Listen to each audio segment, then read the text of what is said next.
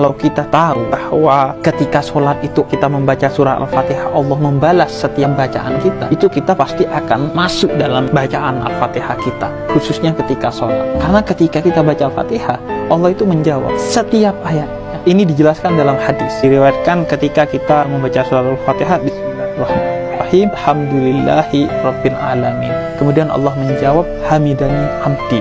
Lihat kata Allah, lihatlah hambaku memujiku. Bayangkan betapa bangganya, senangnya Allah kepada kita. Dan senangnya Allah, bangganya Allah pada kita adalah puncak tertinggi dari ibadah kita. Kemudian Ar-Rahmanir-Rahim, ketika kita baca itu Allah menjawab, Asna alayya abdi.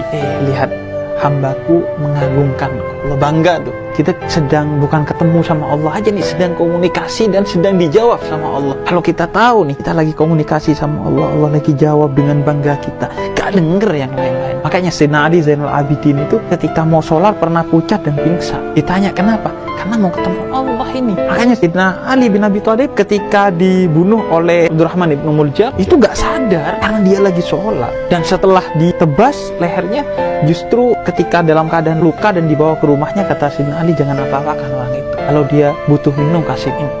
Akhirnya dikasih susu Abdurrahman bin Muljam yang nebas. Karena sholat itu indah sekali. Kemudian ketika sholat ditebas, ya Allah, ini memang yang saya cari dari hidup.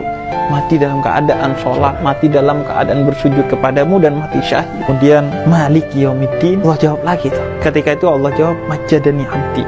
Hambaku menyucikanku, memposisikan aku di atas segalanya. Jadi 3 kebanggaan ketika kita membacakan 3 ayat pertama dari suratul Fatihah, atau 4 ayat pertama dalam suratul Fatihah. Kemudian selanjutnya Maliki Yaumiddin, Iyyaka na'budu wa iyyaka nasta'in. Kemudian kata Allah, hadihil ayat baini wa baina abdi. Ayat ini adalah antara aku dan hambaku, kata Allah. Wali abdi masa'an, dan karena dia sudah bertatap dengan aku dan kemudian memohon kepada aku, maka minta apa aku kasih. Ihdinas siratal mustaqim, siratal ladzina an'amta 'alaihim ghairil maghdubi 'alaihim waladdallin. Amin. Allah menjawab, hadihi abdi wali abdi masa'an. Ini hambaku nih.